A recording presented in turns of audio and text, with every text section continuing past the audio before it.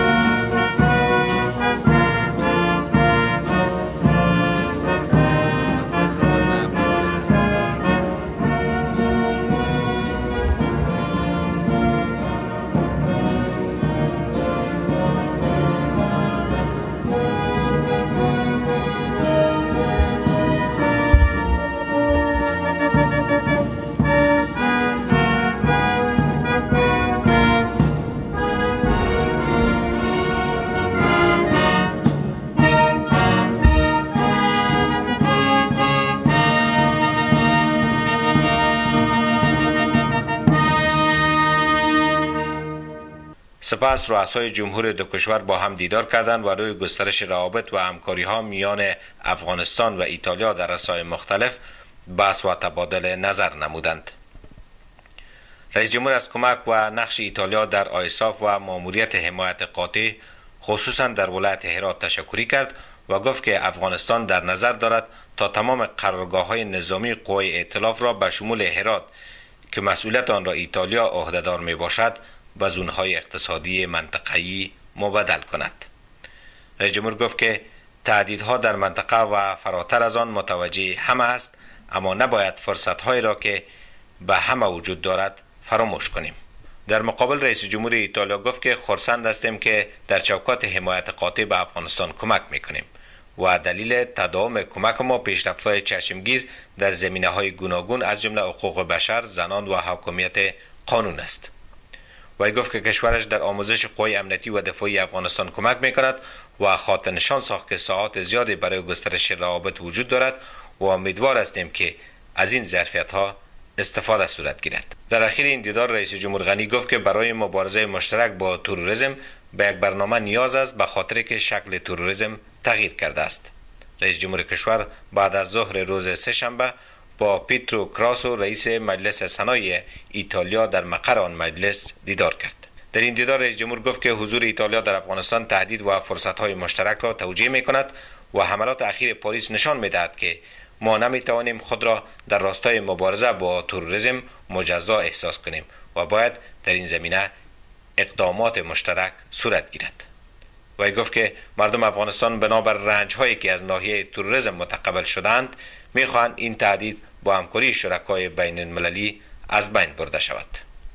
رئیس جمهور غنی گفت که حمایت پارلمان ایتالیا از افغانستان پیام واضح را به مردم ما، منطقه و جهانیان می‌فرستد که افغانستان تنها نیست و حمایت قوی شرکای بین المللی را در راستای مبارزه با تروریسم با خود دارد.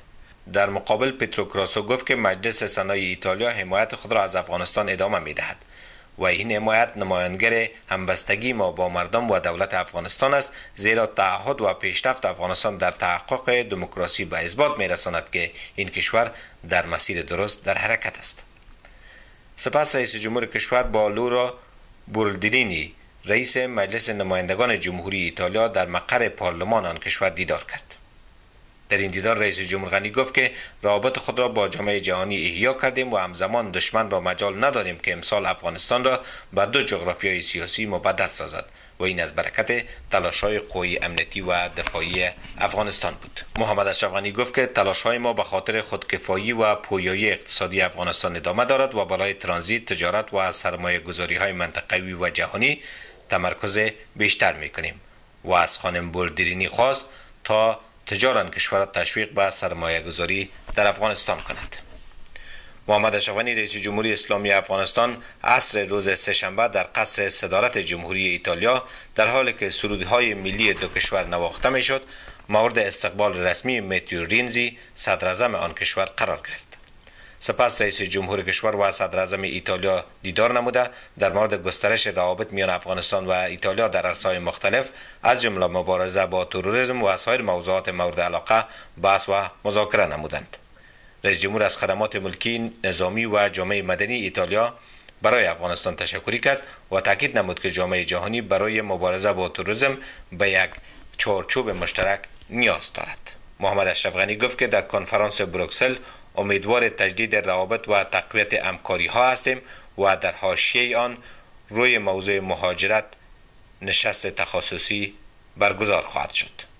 وی از صدر اعظم ایتالیا خواست تا هیئت‌های پارلمانی کشورش را با افغانستان به منظور بررسی وضعیت و پیشرفت‌ها اعزام کند تا به سوالاتی که نزد مردم ایتالیا در این رابطه وجود دارد پاسخ‌های مناسب دریافت گردد.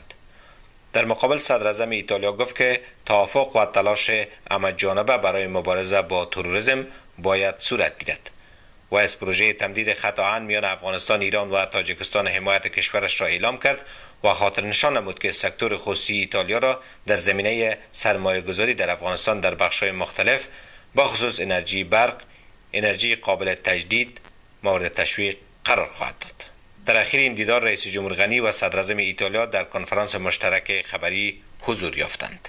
در این کنفرانس میتیو رنزی صدر اعظم ایتالیا از رهبری رئیس جمهور غنی در عرصه اصلاحات، مبارزه با فساد اداری، تقویت نقش زنان، فراهم نمودن زمینه تحصیل به پسران و دختران افغان و مبارزه با تروریسم ستایش کرد.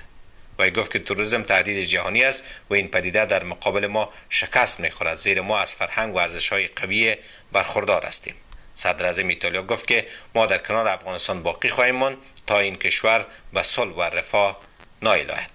در مقابل رئیس جمهور غنی در این کنفرانس خبری از کمک‌های ایتالیا در عرصه‌های مختلف به افغانستان به خصوص از کمک‌های جامعه مدنی آن کشور تشکر کرد. محمد اشرف غنی از ظرفیت‌های افغانستان در عرصه‌های مختلف به خصوص موقعیت، آب و منابع طبیعی یادآوری نموده و از سرمایه‌گذاران ایتالیایی دعوت کرد تا در افغانستان سرمایه گذاری کنند. همچنان رئیس جمهور کشور در یک نشستی که از سوی نهاد تحقیقاتی شورای اروپایی در امور روابط خارجی دایر گردیده بود در مورد دستاوردهای افغانستان در عرصه‌های مختلف معلومات داد.